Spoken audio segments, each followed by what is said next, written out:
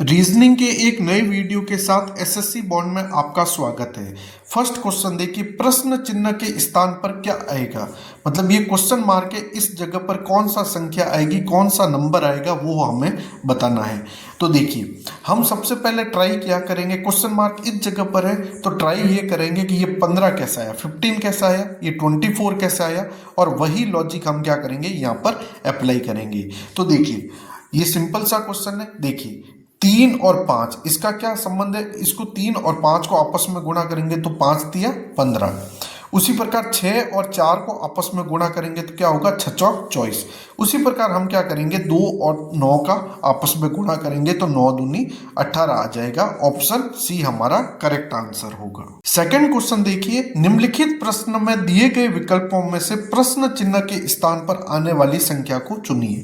देखिए यहाँ पर ये क्वेश्चन मार्क है 3, 5, 10। तो आप कैसे ट्राई करोगे कि देखिए अगर हम 3 से 5 लाए तो उसी प्रकार हम ये कह सकते हैं कि क्वेश्चन मार्क से 10 आ जाएंगे, लेकिन हमें पता ही नहीं है कि 3 से 5 कैसे आएगा। तो हम इस सवालों को, जरूरी नहीं है कि इस ढंग से सवाल को सॉल्व करें, हम ऐसे भी कर सकते हैं कि 3 से 10 कैसे आया, वही लॉजिक हम क्या करेंगे 5 के साथ करेंगे, उसकी जगह पर क्वेश्चन मार्क पर कौन सा नंबर आएगा वो हमारा राइट आंसर होगा। तो देखिए हम ट्राई करते हैं कि 3 से 10 कैसे आया। तो हमें पता है कि 3 का स्क्वायर कितना होता है, 9 होता है, और +1 करते हैं तो 3 का स्क्वायर 9 और +1 करेंगे तो कितना आ जाएगा, 9 + 1 9 + 1 क्या हो जाएगा, 10 हो जाएगा। ये यहाँ पर आया। तो उसी प्रकार अब हम क्या करेंगे, ये 5 है तो इसका स्क्वायर करेंगे, 5 का स्क्वायर +1, 5 का स्क्वायर होता है 25, 25 और +1 तो 25 + 1 कितना होता है, 26। ऑप्शन सी हमारा क्या होगा, करेक्ट आंसर होगा। अगला सवाल देखिए, दिए गए पैटर्न को ध्यान से पढ़ें और उस संख्या का चयन करें जो इसमें प्रश्नवाचक चिन्ह के स्थान पर आ सकती है।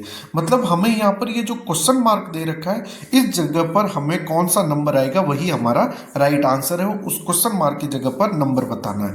जब भी मिसिंग नंबर का क्वेश्चन आए हम सबसे पहले ये ट्राई करेंगे जो बड़ा नंबर है, जैसे यहाँ पर 48 है, यहाँ पर 63 है, यहाँ पर 72 है, 48, 63 और 72। हम ट्राई करेंगे कि 48, 63, 72 जो बड़ी संख्या है वो कैसा है। उस पैटर्न को हमें फॉलो करके क्वेश्चन मार्क की जगह पर जो मिसिंग नंबर है वो हमें सॉल्व करना है। उस लॉजिक के साथ हमें उस क्वेश्चन मार्क को सॉल्व करना है। तो देखिए क्या करेंगे, हम सबसे पहले तो क्या करेंगे, यहाँ पर क्वेश्चन मार्क है तो हम क्या करेंगे, सबसे पहले देखेंगे ये 63 कैसा आया और ये 72 कैसा आया। तो देखिए यहाँ पर क्या है, 8 है और यहाँ पर क्या है, 6 है। तो देखिए 8 छंग 48 होता है, 8 छंग कितना होता है, 48 होता है, और 11 और 5 का आपस में गुणा करेंगे तो 11 × 5 कितना होता है, 55 होता है। मतलब 8 छंग 48 से तो ना 63 आ रहा है, और 11 × 5 करेंगे तो 55 आता है, 72 नहीं आता है। तो देखिए हमें पता है कि 9 × 7 कितना होता है, 9 × 7 = 63 होता है, 9 × 7 = 63 होता है। तो यहाँ पर क्या लॉजिक लगाया होगा कि ये जो 8 है ना, यहाँ पर ये 8, इसको 1 जोड़ा, इसको गुणा किया, क्या यहाँ 6 है तो 6 + 1 किया, ठीक है। तो 8 और 1 कितना हो गया, 9, और गुणा किया 6 + 1 कितना होता है, 7, तो 9 × 7 कितना हो जाएगा, 63 हो जाएगा। उसी प्रकार यहाँ पर क्या करेंगे, 11, तो 11 में 1 जोड़ेंगे तो क्या आएगा, 12, इसका गुणा करेंगे 5, 5 में 1 जोड़ेंगे तो 6, मतलब 12 छगड़ी 72, 12 को 6 से गुणा करेंगे तो कितना आएगा, 72 आएगा। मतलब यही लॉजिक अब हम क्या करेंगे, इसमें अप्लाई करेंगे। तो देखिए क्या होगा, यहाँ क्वेश्चन मार्क है, हमें लाना क्या है, 48 लाना है। तो जैसे यहाँ पर 8 + 1 किया था और यहाँ पर 11 + 1 किया था, तो इस क्वेश्चन मार्क की जगह पर जो संख्या लानी है, x को लाना है, उसमें क्या कर देंगे, 1 जोड़ देंगे, ठीक है, 1 जोड़ देंगे। और यहाँ पर क्या है, 7 है तो इसमें भी 1 जोड़ देंगे, 7 + 1, और लाना क्या है, 48, 48 = 48 है। तो देखिए x + 1 और या 7 + 1 कितना हो जाएगा, 8, और बराबर कितना आ जाएगा, 48। इस 8 को 48 में काटेंगे तो कितने बार कटेगा, 8 छंग 48, मतलब 6 बार कटेगा। हम ये कह सकते हैं कि x + 1 कितना आ गया, 6 आ गया। तो उसी प्रकार यहाँ पर ये 1 इस साइड जाएगा तो माइनस हो जाएगा, तो x बराबर कितना आ जाएगा, 5 आ जाएगा। x बराबर 5 हमारा राइट आंसर होगा, ऑप्शन बी। अगला सवाल देखिए, निम्न विकल्पों में से विलुप्त संख्या को चुनिए। मिसिंग नंबर का सवाल है, मिसिंग नंबर को हमें चुनना है। तो देखिए यहाँ पर ये क्वेश्चन मार्क है, तो आप ध्यान से देखिए सवाल क्या है। यहाँ पर 17, 13, 45, 45, 72, 7, 20, 21, 11, 17, 38 और ये क्वेश्चन मार्क। हम क्या करते हैं कि जो यहाँ पर ये क्वेश्चन मार्क है ना, जैसे यहाँ पर 21 और यहाँ पर 45, हम ट्राई करते हैं कि लॉजिक लगाते कि ये 45 कैसे हुआ, ये 21 कैसे हुआ, और अगर ये दोनों लॉजिक फुलफिल हो गया, जिस लॉजिक से यहाँ पर 45 आएगा और जिस लॉजिक से यहाँ पर 21 आएगा, वही लॉजिक हम क्या करेंगे, इसमें अप्लाई करेंगे। लेकिन हर बार ऐसा नहीं करना होता है, कई बार हमें ये करना होता है कि इनको ऐड करो। क्या पता इनको ऐड करने पर वही जो एडिशन है, जो हम जोड़ेंगे और जोड़ने के बाद जो संख्या आएगी वो इसकी और इसकी संख्या क्या आएगी, बराबर आएगा। उसका एडिशन दोनों का क्या आ जाएगा, बराबर आएगा। तो हम क्या करेंगे, इन तीनों को जोड़ के उसका जो एडिशन योग आया उसको बराबर करके x मान के क्या करेंगे, इस क्वेश्चन मार्क की जगह पर कौन सा नंबर आएगा वो निकाल देंगे। तो देखिए ट्राई करते हैं कि हम क्या करते हैं, 17, सबसे पहले 17 प्लस 13 प्लस 45 प्लस 45, इनको आपस में जोड़ते हैं। तो देखिए 45 45 कितना हो गया, 90 हो गया, और 13 और 17 कितना हो गया, 13 और 17 30 हो गया। तो 90 और 30 कितना हो जाएगा, 120 हो जाएगा, 120 हो गया। इसका सम आ गया 120। अब देखते हैं इसका सम आ रहा है 120 क्या। तो देखिए क्या करेंगे हम, 72 प्लस 7 प्लस 21 प्लस कितना हो जाएगा 20, इनको आपस में जोड़ते हैं।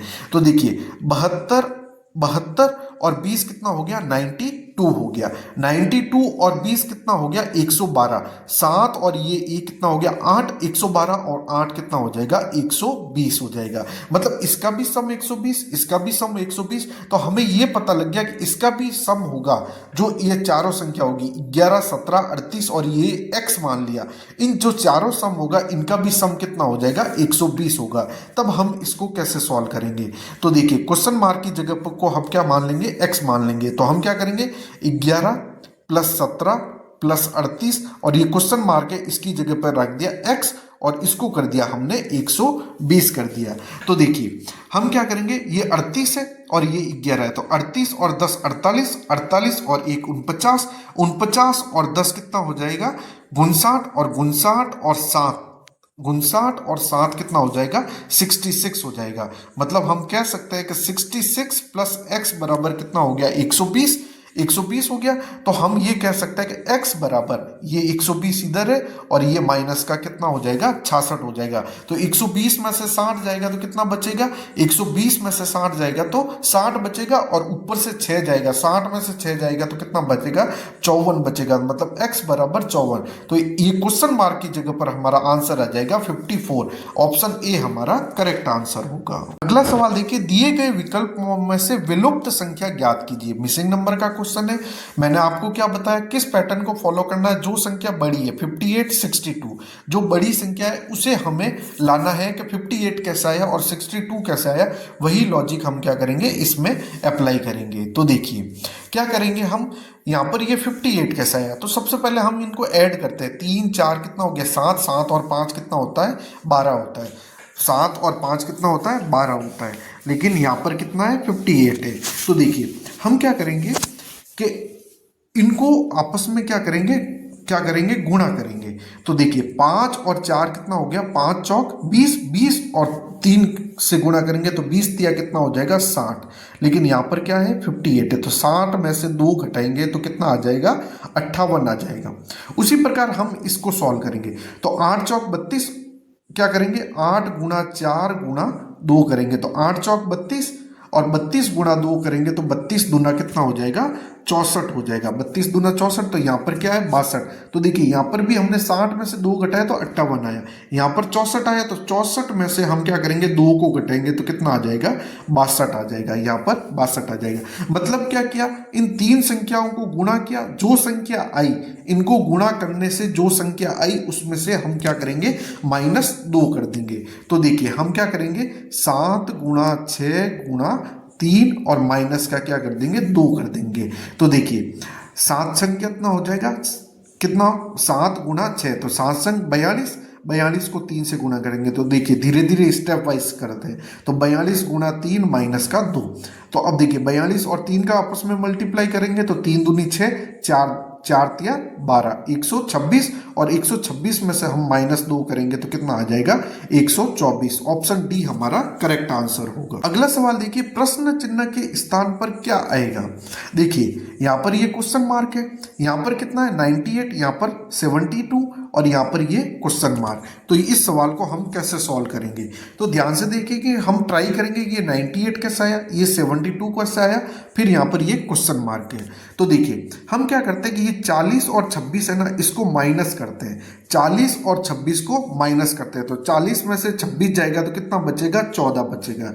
यहाँ पर कितना है 98 है। तो 14 को हम ये जो संख्या है ना 7, इसके साथ क्या करेंगे 14 इंटू 7, 14 को 7 के साथ गुणा करेंगे तो कितना आएगा 98 आएगा। उसी प्रकार यहाँ पर देखिए 26 है, ये 18 है, इन दोनों को आपस में क्या करते हैं माइनस करते हैं। तो 26 में से 18 जाएगा, 26 में से 18 जाएगा तो कितना आएगा 8 आएगा।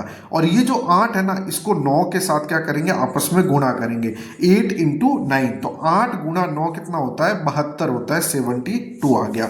अब यही लॉजिक हम क्या करेंगे इसमें अप्लाई करेंगे। तो क्या करेंगे ये 24 है, ये 12 है, इसको माइनस करेंगे तो 24 में से 12 जाएगा तो कितना बचेगा 12 बचेगा। अब क्या करेंगे इस 12 को क्या करेंगे इस 9 के साथ गुणा करेंगे तो 12 गुणा 9 करेंगे तो 12 गुणा 9 कितना होता है 108 होता है। 108 ऑप्शन बी हमारा करेक्ट आंसर होगा। अगला सवाल देखिए, प्रश्न चिन्ह के स्थान पर क्या आएगा। देखिए ये प्रश्न चिन्ह है, क्वेश्चन मार्क है, इसकी जगह पर क्या आएगा। तो आप ध्यान से पैटर्न फॉलो करेंगे तो आपको पता लगेगा 2 से 5 लाना कठिन है, 5 से 6 लाना भी कठिन है, क्योंकि 2 प्लस 3 करेंगे तो 5 आएगा, 5 प्लस 1 करेंगे तो 6 आएगा, 6 प्लस वापस 3 करेंगे तो 15 नहीं आएगा। मतलब ये पैटर्न आपका फॉलो नहीं करेगा। तो इस पैटर्न में हम क्या करेंगे अल्टरनेट करेंगे, अल्टरनेट मतलब एक छोड़कर एक करेंगे। तो हम ट्राई करेंगे कि ये 2 से 6 कैसा आया, 6 से 18 कैसा आया, 18 से 54 कैसा आया। तो आप ध्यान से देखेंगे 2 को अगर 3 से गुणा करेंगे तो 3 दूनी 6, फिर 6 को क्या करेंगे 3 से गुणा करेंगे, 6 तिया 18, फिर 18 को क्या करेंगे 3 से गुणा करेंगे तो 18 तिया 54 आएगा। ठीक है, ये आ गया आपका मतलब पैटर्न हो गया अल्टरनेट वाला। 2 को 3 से गुणा किया तो 6 आया, 6 को 3 से गुणा किया तो 18 आया, 18 को 3 से गुणा किया तो 54 आया। अब देखिए उसी प्रकार हम क्या करेंगे 5 को क्या करेंगे 3 से गुणा करेंगे तो क्या आएगा 5 तिया 15, यहाँ पर 15, फिर 15 को हम क्या करेंगे वापस 3 के साथ गुणा करेंगे तो 15 तिया 45।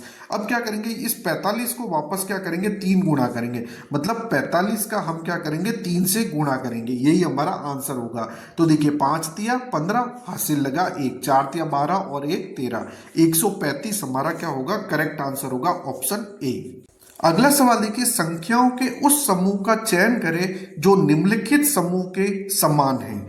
तो देखिए यहाँ 9, 54, 6, तो इस पैटर्न को फॉलो करके हम इन चारों ऑप्शन में से सही आंसर क्या होगा तो वो पता करेंगे। तो सबसे पहले हम तो इस पैटर्न को देखेंगे कि इस पैटर्न के हिसाब से ये संख्या कैसे आएगी। 9, 54 और 6 का आपस में क्या रिलेशन है, 9, 6 और इसका आपस में क्या रिलेशन है। तो देखिए ध्यान से देखिए 9 और 6 का आपस में रिलेशन हम अगर बताएं तो 9 गुणा 6 करेंगे तो 9 चंगोरी 54, 9 गुणा 6 कितना होता है 54 होता है, 54 होता है।